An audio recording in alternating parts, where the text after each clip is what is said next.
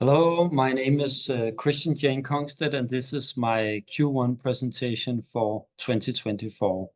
This is recorded at the 29th of May, 2024, and I want to welcome the many new copiers that has been starting copying since the last presentations a few months ago. I think more than 1,000 people started to copy me.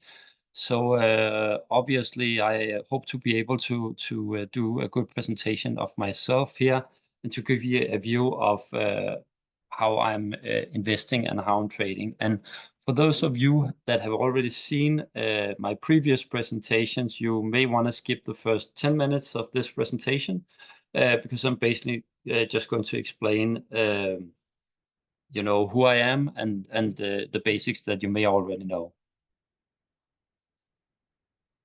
So let's jump into it. I'm going to tell you a bit about myself, my background, my performance, and then, of course, the portfolio as it is right now. I'm going to tell a bit about how I diversified this portfolio and also talk about the current markets. And then I've had a lot of questions from copiers and followers on eToro, which I'm going to go through in the end of the presentation. So first of all, as I said, I'm Christian Jane Kongstedt. I'm known as CPH Equities on eToro. I'm one of the most copied investors on eToro, and originally I trained as a journalist at the Danish School of Journalism, and that is quite a few years ago. I started a career in online marketing where I've been working part-time since 2009. And then I started seriously investing and trading 14 years ago. And since then, I was using half of my time investing and trading. And the last 4 years, I've been investing and trading full time and using most of my time following the markets, investing on eToro. And that's what I do for a living. I live in Copenhagen, in the north of Copenhagen, with my wife and my 2 sons. And yeah, I love to play games. So that's one of my favorite interests, that I play games, and I been a 4 times Scrabble champion, and also have been playing elite chess at a very high level. My best position in chess is that I had the 7th position in the Danish Chess Championships in 2006. But since then, I've stopped playing at a high level. I'm just playing for fun now. And actually, these days, I'm using most of my time investing. But I think I can use some of those skills I got from playing games at a high level. So these are being able to tackle problems in a highly analytical way. I have strong pattern recognition skills, which I think can be used in analysis of stocks as well and the financial markets. I've been studying how to become an expert at different things, and I've been doing that several times. And I think for this reason, that's something that's have been helping me on my journey to becoming a great investor. I'm also very good at keeping my head cool when I'm under pressure, and that's something that's certainly very useful in the financial markets as well. I always love a good challenge, and whether it's running a marathon or climbing a mountain or doing an OCR race or something like that. And my latest challenge is, of course, to perform as well as possible on eToro. And that's what I've been doing for the last 7 years. And before that, I was writing quite a few books, and also this shows my interest in games. I wrote quite a few chess books. I wrote books about games, playing games on the internet. And the latest book I wrote is actually 9 years ago, where I wrote about the best Danish day traders. I made some interviews with my good friend, Erik. We made some interviews with the best day traders in Denmark. And this inspired me on my journey to trade and invest myself. And I've learned a lot from this, and I build upon the knowledge I got during this period on investing with the best day traders. And I'm often in the media being quoted by different media outlets like radio shows, TV shows, and also online newspapers, and the business newspapers, mainly in Denmark, but also some international papers. So I'm quite busy doing that, telling my views about the market in general and the tech stocks, the Magnificent Seven, and also about crypto sometimes. So these are the topics that I'm usually speaking about, and these are the topics that are part of my portfolio. I've listed my performance here for the last 7 years, and as you can see, I have a long track record of double-digit returns, except for 1 year. And this means that I've been overperforming the market in most years, and my returns during this period is more than twice as good as the overall market. So my annualized returns are just above 20%, and in fact, this year it's going quite well. I'm already above 20% this year. So we've had a good start to the year. I think that the S&P is maybe around 12% up, and I'm above 20%. So I'm 8 percentage points ahead of my benchmark at this point. So I'm doing quite well this year. I was doing well last year, and also for the 7-year period I've been on eToro, I've been doing much better than the overall markets. And you can see the development here. My returns is the green graph at the top, and you can see the benchmark, which is the S&P 500. That's the gray graph over in the right side of the screen. And obviously, as you can see, I'm doing much better than the overall market. And as this is the status for Q1 2024, I'm going to speak specifically about this. So at that point, from January to March, I had returns of almost 15%. So at that point, I was 5% ahead of the S&P, and now 2 months later, I'm actually 8 percentage points ahead of the S&P. And my goal with my account on eToro is to take the account to $1 million. And my plan is to do this in around 14 and a half years. So in 2038, in August, my plan is to have $1 million in the account. And you can see the status below there. I'm currently at $123,457 US, and I'm a bit ahead of my schedule because we're actually 2 years into the challenge.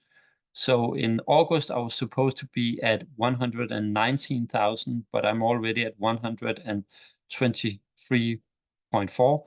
So this means that I'm ahead of my target. I'm ahead of my schedule to go to the 1 million US dollars.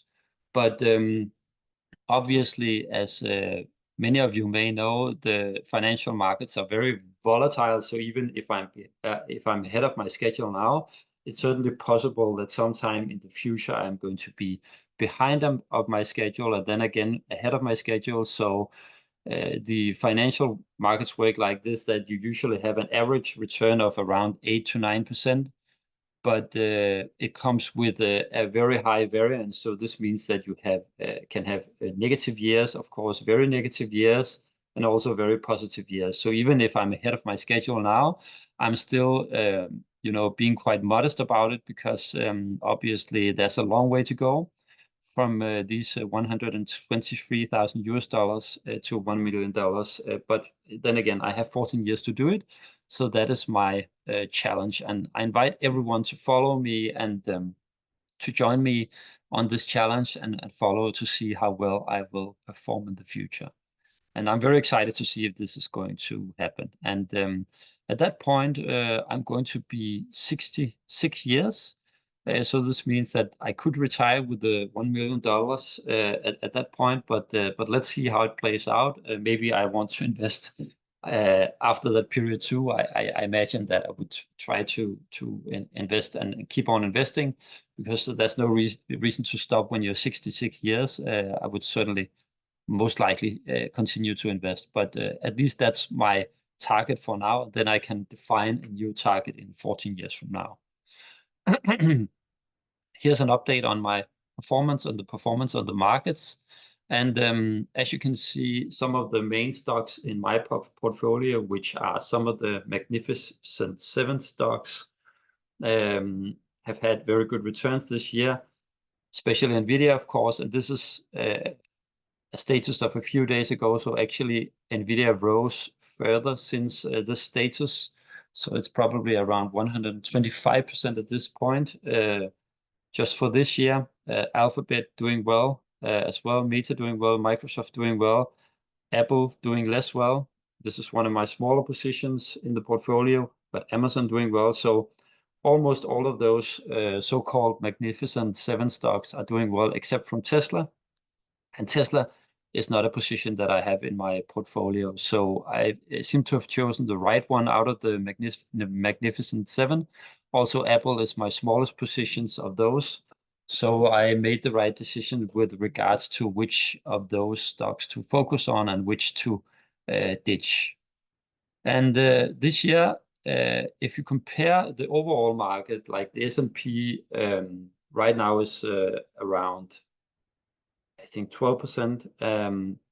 But if you take the equal weighted S&P, which counts all of the stocks with an equal weight, then it's only 4.4% up, which means that the mega caps have been doing very well this year in general, and the smaller stocks in the S&P 500 is actually not performing very well. And you see the small caps, they're around, hovering around zero, which means that small caps not doing very well this year.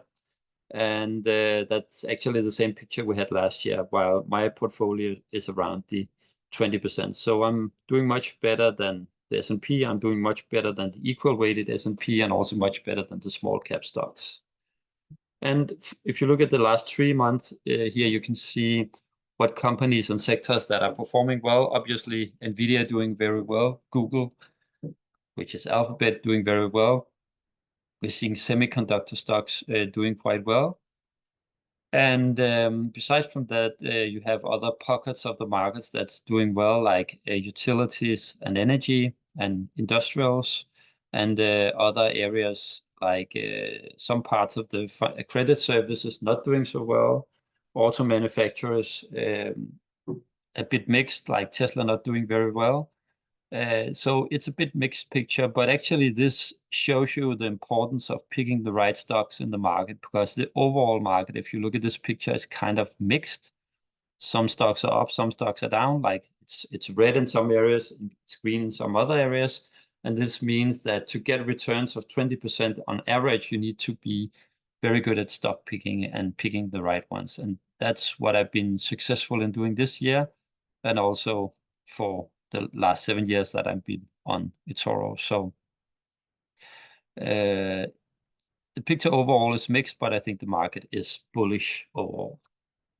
And so I'm going to say a little bit about the portfolio. My portfolio, it has a very strong core of tech and AI. That's the main focus of the portfolio. So the companies you see here, NVIDIA, Microsoft, Alphabet, Meta, Amazon, Apple, and then some smaller semiconductor positions in Taiwan, TSMC, and AMD, and those positions are also part of the core, I would say, the tech core and the AI core of the portfolio.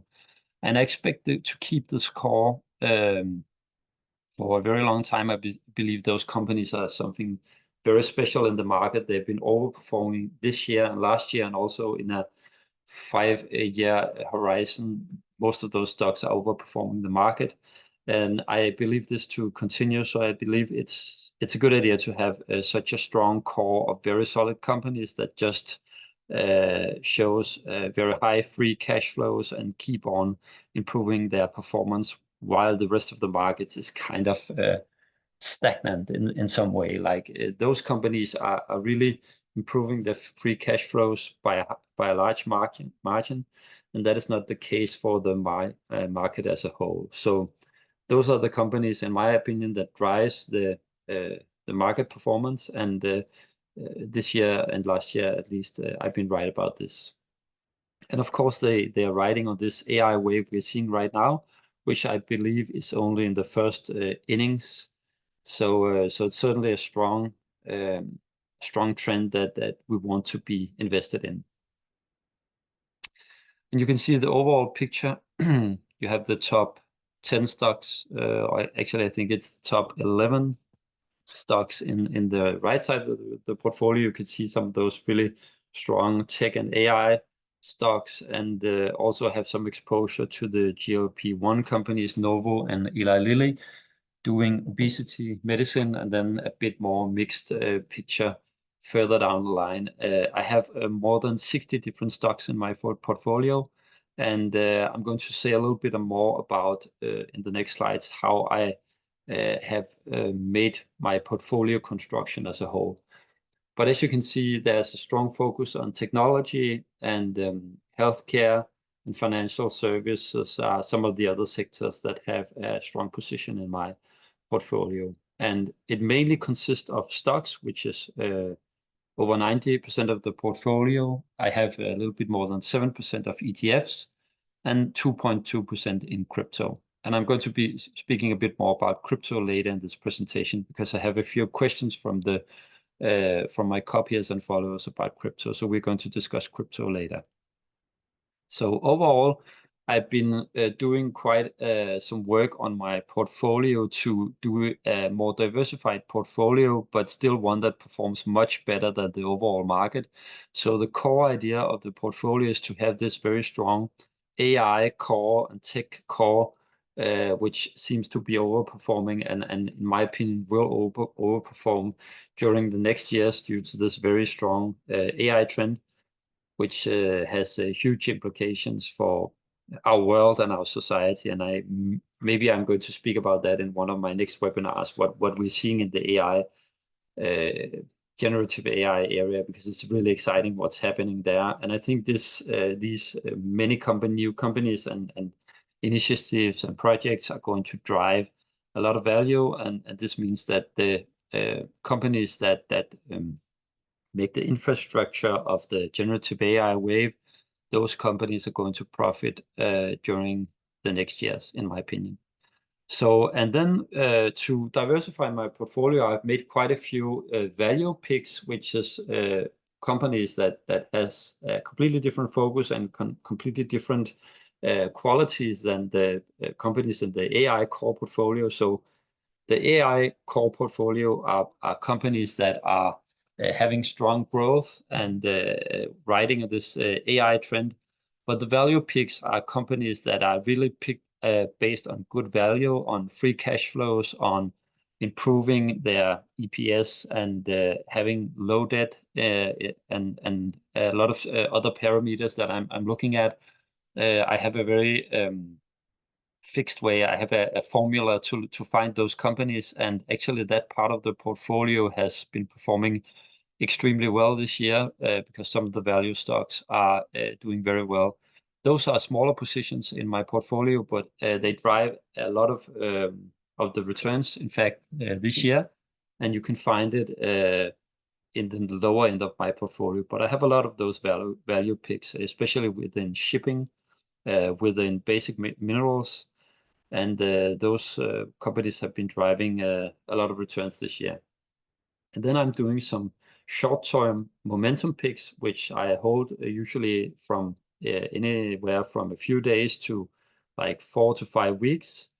Those momentum picks are based on also a very specific formula to find them. I've been speaking about this in my last webinar in the March status update.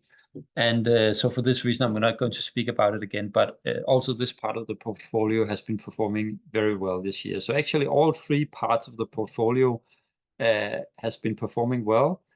But the reason why I made this diversification is actually that even if one or two of those are not performing well, then the third part of the portfolio may be performing well, and for this reason, it acts as a great diversification. So it's like I'm doing like 3 portfolios in one portfolio, because usually you would have someone be a tech investor, or someone be a value investor, or someone be a short-term trader. But I'm actually doing all 3 things this year in my portfolio, and this turns out to be a good strategy so far, because I have good returns, but with very low volatility.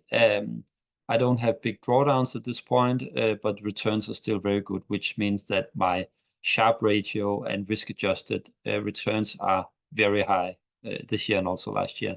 So I think it's a strong change I've made to the portfolio. I'm certainly going to expand on this during the following month and also years. I think it's a good way to diversify my portfolio.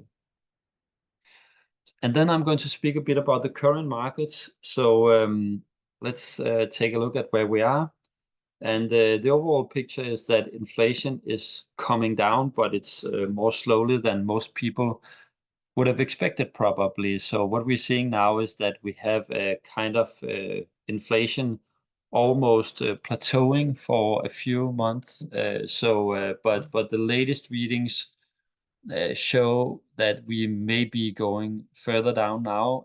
We have the PCE reading on Friday, and this is recorded Wednesday. So in 2 days from now, we will have a PCE reading showing if this trend is continuing and if inflation is still coming down. And to have markets rising from here, we need inflation to slowly come down and slowly show signs of coming down, because this will open the doors for the Fed to lower interest rates, and that is what could drive the market further up this year. So that's what I'm looking at, and what everyone is looking at. That's actually defining for the markets this year. And the reason why we want inflation to go down is to see that you can see from this analysis, which is Bloomberg analysis.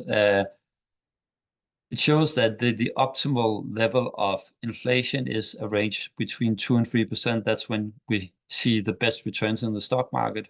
But having inflation between 3 and 5% is not that bad. Actually, you usually see returns of 8.5% if you have inflation in the range of 3 to 5%. So for this reason, it's not a terrible situation we are in if we can get inflation down, but it would be very strong. Stock market would be even more bullish if we can see inflation coming down and interest rates coming down. So the main problem is that if we have inflation above 5%, then it's usually not a good thing for the stock market. So, but at this point, we're quite far away from the 5%. So overall, this is quite bullish for the stock market.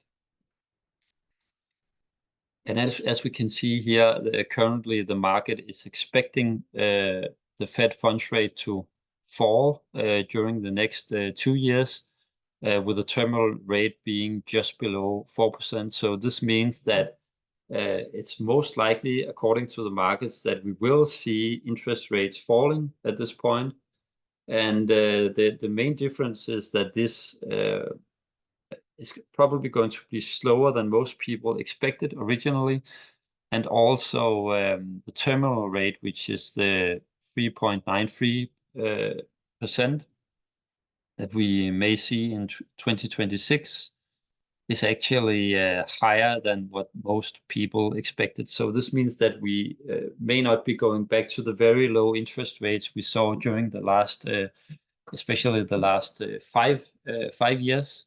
So we're going back to something that's closer to a historical average, and that's just a new situation that we have to deal with. But I think that the markets are going quite well. Stock markets are going quite well, even if we have pretty high interest rates. So I think it's not something that we should be too scared of. At least the US markets are going quite well.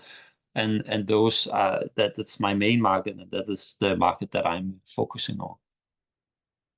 So let's take a look at the bullish and bearish arguments. And Well, it's bullish that inflation is coming down and the US economy is quite resilient. Unemployment is still very low in the US, and the Fed has signaled that they want to cut interest rates, and they consider it unlikely that we will see interest hikes. So this means that overall, this should be a bullish sign for the markets. And I think also markets have already reacted very positive to this, being up 12% this year. So that's the main reason for the markets going quite well. Obviously, combined with the last bullet point, which is that the latest earnings results were very strong. If we look at the bearish arguments, then we see that the core PCE is still quite sticky, and this may mean that interest rates could remain higher for longer, which is something that we've been hearing talks about. I think right now the market is expecting one or two interest cuts later this year, but it's certainly possible that we could have a delay and we could have those interest rate cuts being pushed into 2025, even though at this point it's most likely that we will see interest rate cuts this year. And growth is expected to slow down due to the high interest rates, and that's actually not only a bearish argument because if growth is slowing down, but not without getting into recession, that's actually not such a bad thing because this will give the Fed an opportunity to lower interest rates. So it's not only a bearish sign if growth is slowing down. And then as markets have been going up a lot this year, then it's not unlikely that we could see a further correction this year, following a very strong bullish run during last quarter of 2023 and also the two first quarters of 2024. So we've had a very strong start to the year, and that's not a bad thing if we look at markets going forward. When we have a strong start to the year, it's usually quite bullish for the markets because it just shows that the sentiment is good. But it's still not unlikely that we could see a correction of 5 to 10% sometime during the summer or the beginning of the autumn. It's certainly not impossible that we could see that. But we shouldn't be trying to guess when this is going to come because it's basically not very easy to predict. So the best thing is just to stay invested in the market. And my point of view is still that we will end at a higher point this year than where we are now. Like the S&P will be at a higher point when we end this year, at least based on the information we have now. Obviously, if facts change, then I will change my mind too. But based on the information that we have right now, it seems like it's likely that the S&P will go higher. But we could see volatility and we could see a correction along the way. So you should just be aware of this and not get too scared about it, in my opinion, of course, depending on what circumstances we are in. But at this point, I'm still bullish on the market. So the most likely scenario is that we will see that inflation will keep coming down, but probably quite slow and more slow than people may have expected. And the Fed may cut rates later than we have expected. So that's a risk. But as long as rate cuts are coming, even if it's next year, then it is eventually going to be bullish for the markets. And obviously, some of this have already been priced in. So the risk is that if rate cuts are not coming, that's obviously a bad thing for the market. So we'll have to see how this turns out. But at this point, it looks like we're going to see rate cuts later this year. So that's something to follow. Of course, that's the main thing to follow in the market, and the main influence on the stock market comes from the interest rate cuts or interest rates levels at this point. And then I'm going to say a little bit about we're in an election year this year in the US and also elections in a lot of other countries. And usually election years are quite positive years for the stock market, as we can see here. I think the month-to-month return should not be taken, as a guide of where we're going this year. For instance, this year we had a quite negative April, but a very positive May. So returns can vary depending on the year, but overall, it's usually pretty bullish for the markets to have an election year. The summer has historically been very strong in election years, and also as soon as the election is over in November, there's on average has been a bullish run. It's certainly possible that it doesn't happen this year because these are historical averages. So, but it's just something to take in mind that usually election years are quite bullish years.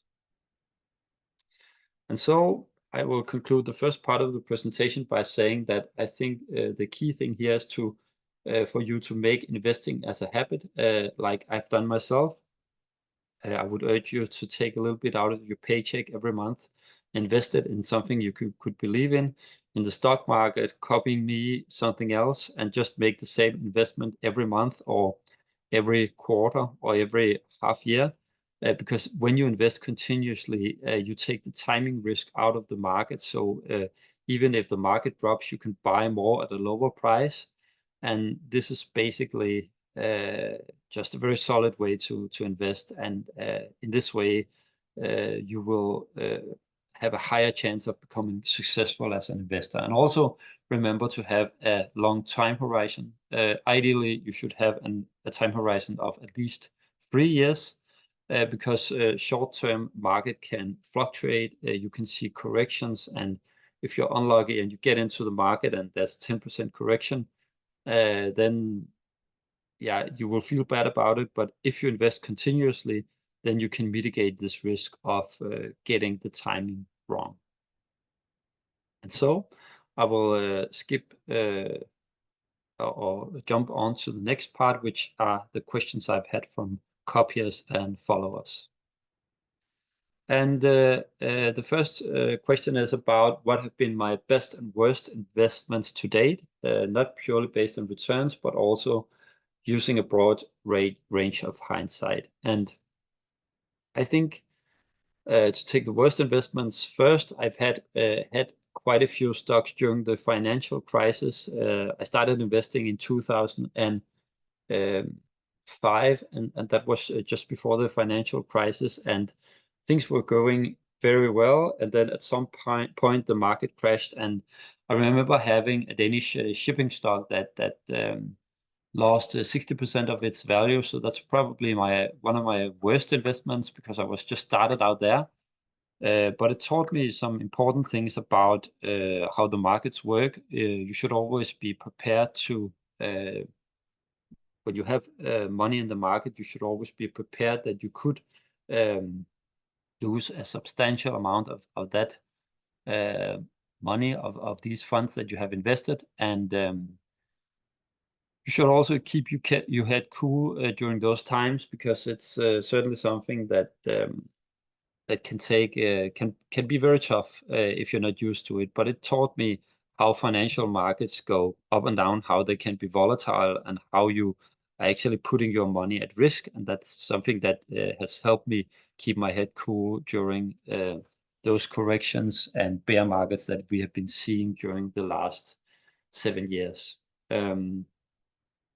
My best investment probably would be something like, yeah, Nvidia. I think I've had returns of I had it in my pension investments where it has had returns of more than 1,000%. On eToro, I think it's above 400% returns on this stock alone. So for this reason, I think it's probably one of my best investments, and also an investment where I think I spotted what was going on in the market quite well and just held on to my investment. So I think the main thing is not only finding the right stocks, but also making sure that when you have a good investment, then sticking to it and keeping it. And that's something that you should be able to do. You should let your winners run. And that's what I've been doing with Nvidia NVIDIA. So I'm proud of that investment.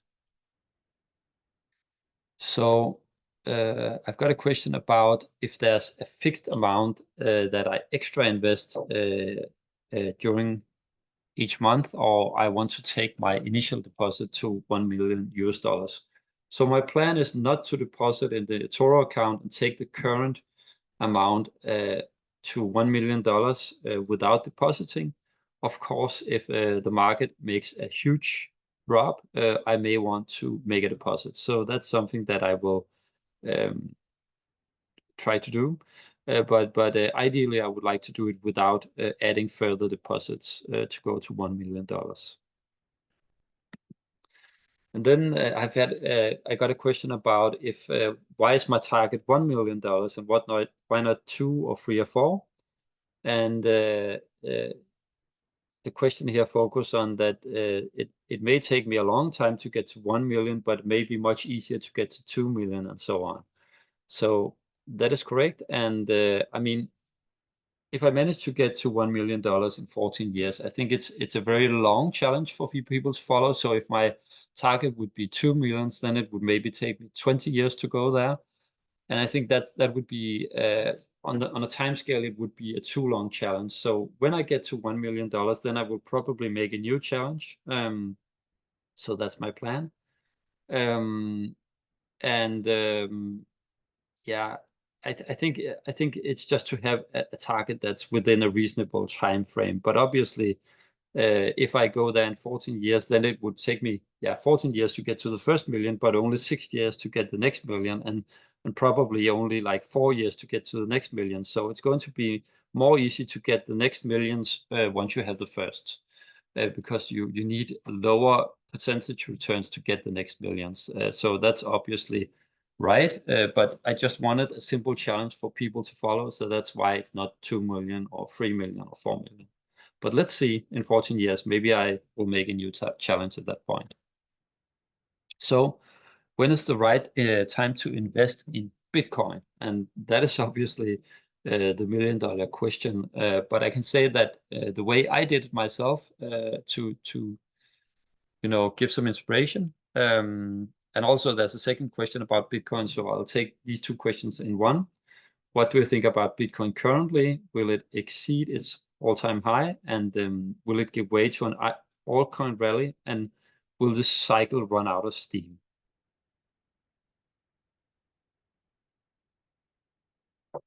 Okay, so let me show you how I traded Bitcoin and how I see it. So ideally, you would like to, of course, buy it low and sell it high. But it's not so easy, of course. So what I've been doing is I've been looking at Bitcoin when it was at lower levels, and then I try to see when do we see momentum um, in this cryptocurrency, and then buying when I see positive momentum. And as you can as you can see there, all these green arrows that represent moments where I was buying. So I bought 4 positions here. I bought 2 positions here because I saw momentum in the market, and that's usually a good sign for Bitcoin. Now this is only updated until March, so I can show you the rest of the graph after this. But my idea was that if I buy when there's momentum, then I can try to sell when we get closer to the all-time high. Because usually when we're at the all-time high with Bitcoin, it has had this cryptocurrency has had problems breaking onto new all-time highs, or at least much above that. So I wanted to buy it at the lower levels when there was momentum and then sell it close to the all-time high.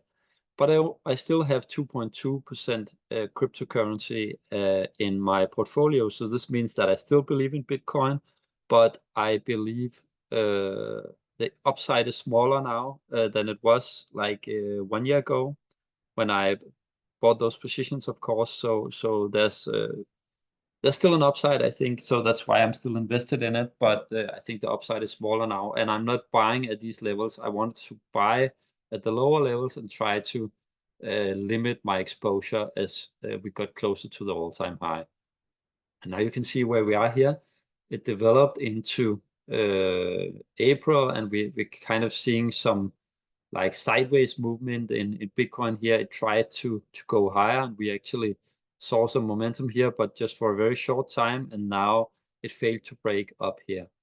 And what everyone is expecting is that this Bitcoin halving cycle, what has been happening all the other times that there was a halving of Bitcoin, then we saw markets surge several 100% in the aftermath of this halving. And that's still what people are expecting. I still think it's the most likely scenario that we will see Bitcoin going higher from here and break its all-time high, and probably going all the way to 95,000 US dollars. It's still the most likely scenario, but it's like a 55% for the scenario happening. But obviously, there's a risk that if it doesn't happen, and this is what everyone is expecting, and when it doesn't happen, it could spiral a negative spiral for Bitcoin. So if we don't see it breaking through all-time highs during the next month, then it's likely that we could see a negative spiral too. But I still think that it's most likely that it's going to break to the upside. But we cannot know for sure, of course, so that's why I keep my exposure low, and I'm not buying at these levels. I've been selling at these levels and keeping the exposure at 2.2. So it's not like I'm going to do a big bet on crypto at this point. I'm just waiting to see, and I do think it's possible that it could go higher from here. So let's see, and let's follow how it goes. Then I've had a comment about my medium-term trades of small cap stocks, and the question here is actually a comment saying the returns were crazy so far, and not adding noticeable changes to the risk of the portfolio, which is completely true. And these are the third part of the portfolio, which are the momentum trades. And in my last presentation, I showed some of those momentum trades, how well some of those stocks have been performing. And that's something that I'm going to keep on doing. So for anyone that's interested in how I trade those momentum stocks, go back to the March YouTube update and see a little bit more about that. And I'm probably going to speak more about it in the next updates too. So I've got a question about if I'm a fundamental or technical guy. And I would say that if I'm anything, I'm more of a technical guy, but I try to use both in my portfolio. I'm actually more like an analytical, like quant-based investor, in the sense that everything I do is based on very specific formulas. So when I pick value stocks, it's always based on very specific things that have to characteristic of a stock that has to be there. And also the momentum stocks is a very fixed formula, which is quant-based and also something that's back-tested. So I would say I'm actually more like a data investor, data trader, but I'm probably closer to technical analysis because I'm using momentum and stuff like that.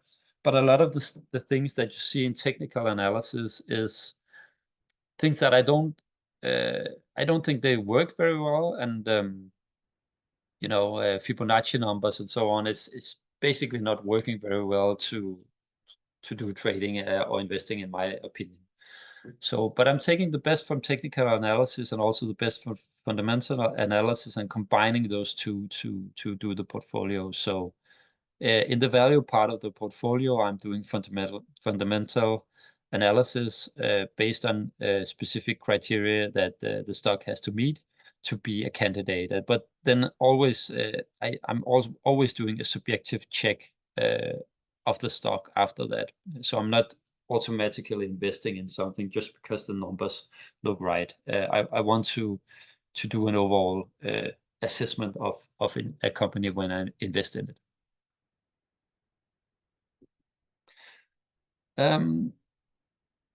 So I'd be interested in hearing more about your short-term, medium-term investment strategy, and I would refer to the March update in which I was speaking more about these momentum trades. With regards to those trades showing up on your feed, I would contact eToro because if they have been removed, I'm not sure about that. So that's something to contact eToro about. So to see my trades, I guess, yeah, when you copy me, I think you will have quite a good overview of what I'm trading. Yeah, with regards to this functionality, I would contact eToro support. And with regards to knowing more about this investment strategy, then try to look at my March update on the YouTube channel. Now, there's a long question here. I'm not going to read it all, but the basic idea is if I or any other popular investor could move the market like we've seen with the GameStop, for instance, is it possible that I could use my funds on eToro combined with all the people that copy me and then move the market? And something like GameStop, it's actually a company that has a huge volume, a lot of people trading this. So I would certainly not be able to move anything of this size. Like I have like 38 million US dollars following me, but you have so many fund managers, uh, having millions of billions of dollars that they are controlling, and those people are of course able to move the market to a much higher degree. So I think it's something.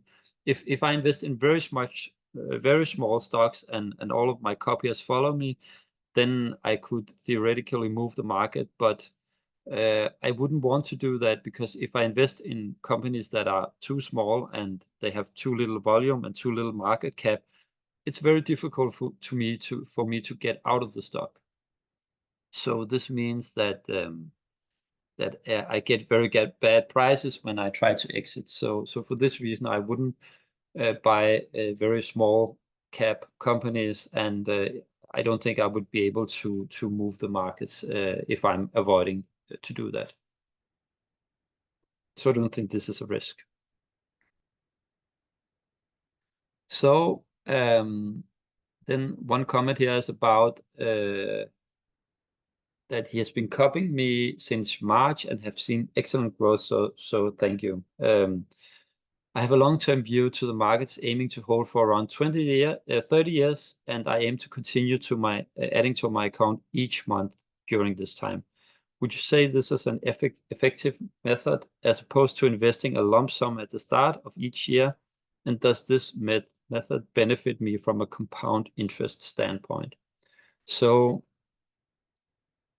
this is what you could call, it's like investing continuously or doing dollar cost averaging, which is investing something every month as opposed to investing something every year. So I would say as long as you are investing continuously, you're doing quite well. It can be every year, it can be every month, but basically as soon as you have extra cash you don't want to use for the next 3 to 5 years that you want to invest, then you should try to get them into the market as soon as possible. Because the thing is that the markets on average go up over time. So if you have your funds in cash, you are going to be losing around 3% to inflation every year.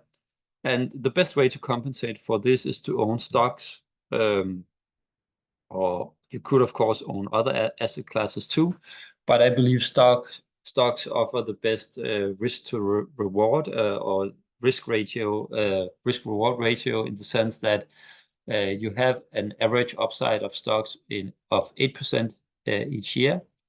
But also, of course, there's some risk to it. So that's the reason why you need to have a long time horizon, but also to invest continuously. So I would say as soon as you have extra cash, and if you do that every month, it's better to do it every month than doing it every year. But if you are investing continuously, you're doing the best thing that you can. So I think basically this is a good strategy, and this is a strategy that I urge everyone to follow and to implement if they have the financial means to do so. And so this concludes my presentation. These were the questions, and this is the status. I will return in a few months with a new status update for the Q2 quarter, which we've already been speaking a little bit about, but I'm going to do an update, I think, at the beginning of August, probably, with my Q2 status. And until then, You can comment on this in the feed. You can ask me new questions in the feed, and I'll get back to you as soon as possible. So please do that. And if you're in doubt about anything, then let me know, and I'll get back to you as soon as possible. Thank you for watching this recording.